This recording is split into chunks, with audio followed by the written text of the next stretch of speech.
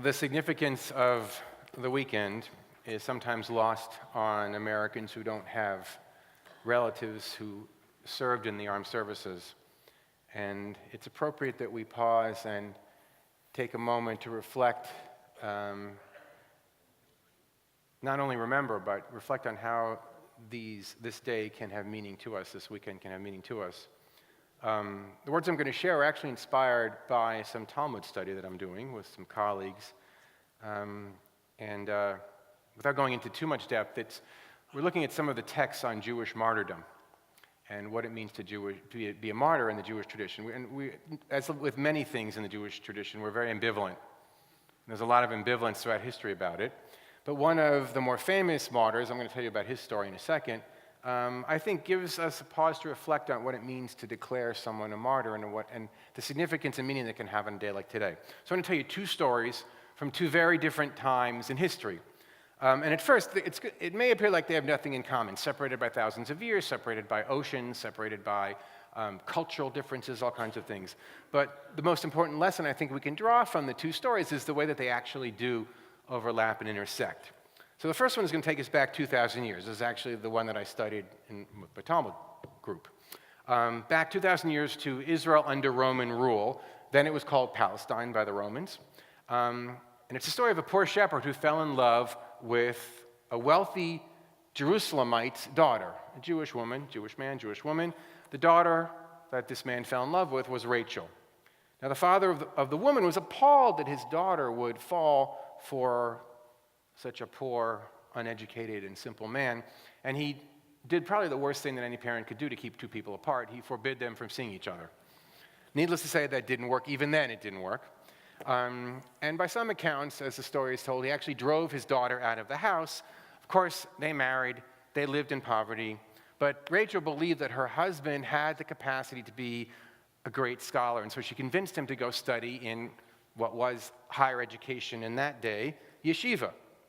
And so she worked hard so he could go to yeshiva, and of course her hunch was right, or we wouldn't have a story. He was brilliant.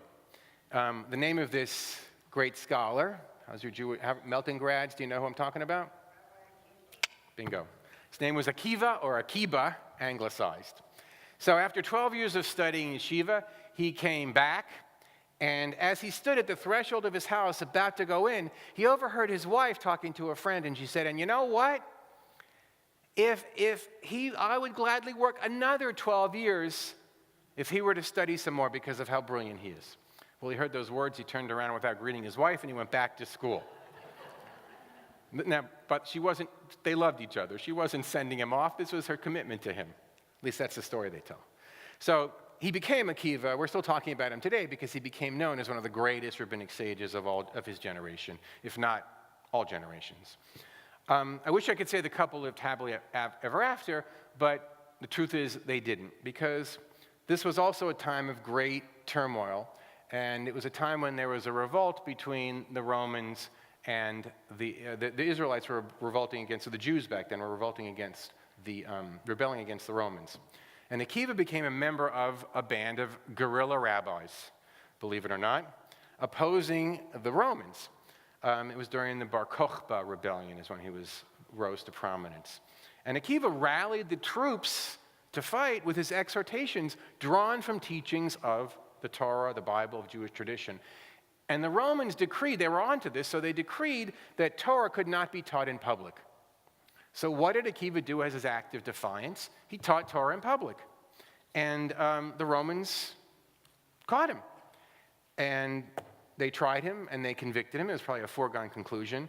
And the punishment in those days was not just imprisonment. The punishment was something called flaying to death, which means that, forgive me, this is before dinner, but using a rake to take one's skin off.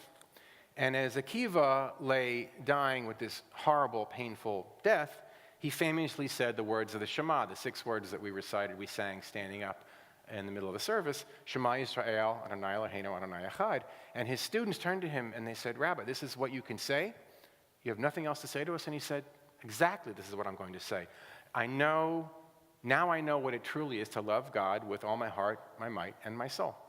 And as we tell the story, Akiva is one of the greatest Jewish martyrs. We tell his story in the afternoon on Yom Kippur.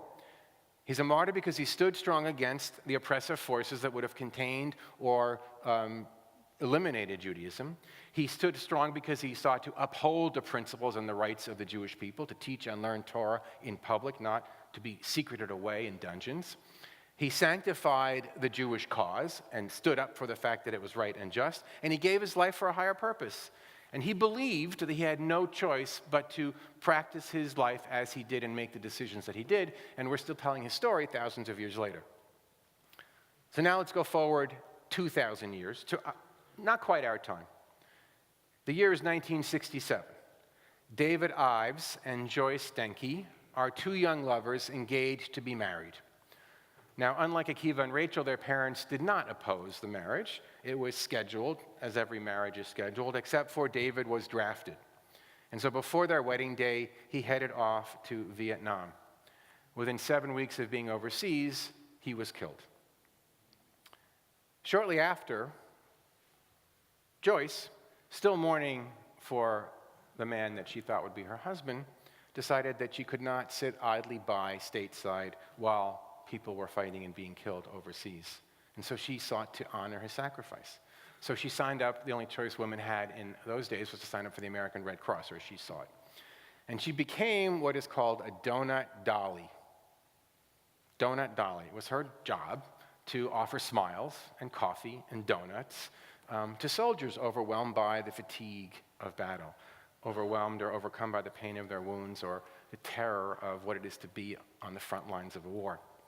And surely in Vietnam, Joyce saw carnage, and she saw friends die, and she knew that when she traveled from place to place, even with the Red Cross on her van, that she risked ambushes and booby traps, and many of her colleagues, her nurse colleagues, were lost. She never picked up a weapon, but she knew the ravages of war. After every trauma, she'd pick herself up, and she'd turn around and she'd bring hope and she'd bring inspiration and she'd bring uplift to the next soldier who became her charge as a donut dolly. It was her job, along with the countless other women that served with her, to bring a touch of home to American troops. So Joyce came home after the war, and she married and she continued her life, but she kept Dave's letters, and she held on to them, and the last letter he wrote to her was signed, "My deepest love, Dave." She will carry the scars of war forever. And when she dies, may she live a long time, but when she dies, Memorial Day will honor her along with the 5,000 women who served with her in Vietnam. And it will honor the thousands of others who served in the Korean War and World Wars I and II. And of course, it will honor the hundreds of thousands of men who perished fighting overseas. Memorial Day is more than a long weekend. It's more than a great time for weddings and barbecues and the first days of the beach and the beginning of summer. It's about American martyrs. If we could call Rabbi Akiva a Jewish martyr, then we can call our soldiers American martyrs. Because what are martyrs? They stood against oppressive forces, just like Akiva. They upheld, in this case, American rights and principles, and they sanctified the American cause with their deaths. And they believed that they couldn't turn their back on this country's needs, because of that, they have become our sacred dead. Akiva died al-Kiddush Hashem is the expression, sanctifying God's name.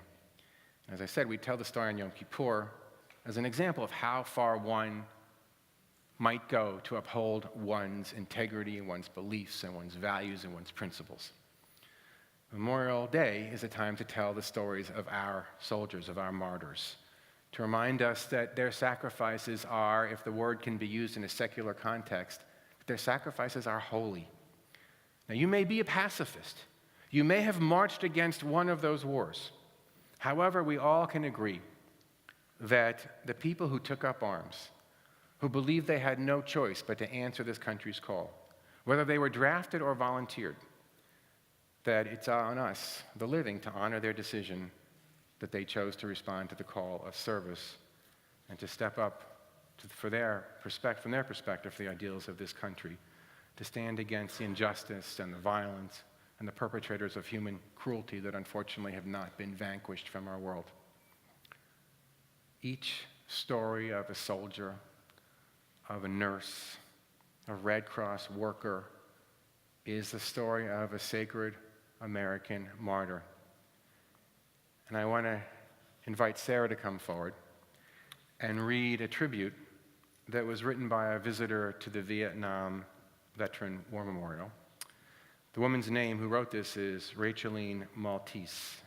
And as you'll hear, this is her tribute and her promise to the American martyrs.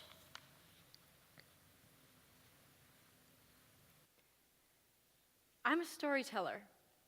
I came here to write about this place, but that's suddenly not what I'm doing. I cried here at your wall today, but I don't know a single person on it. Every time I see a name that reminds me of one I know, I twitch. I do know people who were there. I do know how easily things could be reversed. And I don't know what I'd do without these people, so I guess I need to thank you for them. I'm only 21. I don't remember the war when it was happening. I did not learn about it in school. To see these men and women with their shirts and flags shakes me. Seeing the things people have left here shakes me. A picture of Jimi Hendrix, a bottle of Seagram 7, a pack of cigarettes have reduced me to tears. I wonder if you watch us, if you see us, if you'd like to say thank you for these gifts. I wonder if we mourn for you or for ourselves. I came here recently before dawn, and it was empty. The wind was knocking over your flowers, and squirrels were playing on top of your black ledge. I stood at the apex of a wall, I guess at the apex of a war, and it started to pour. I just stood there. I live near here, so I visit often now. Thank you for giving me something to understand, or to try to. There is very little I understand. I can give you nothing but these words. But I promise I'll bring my kids here one day. Make them remember. Make it somehow more than just another story.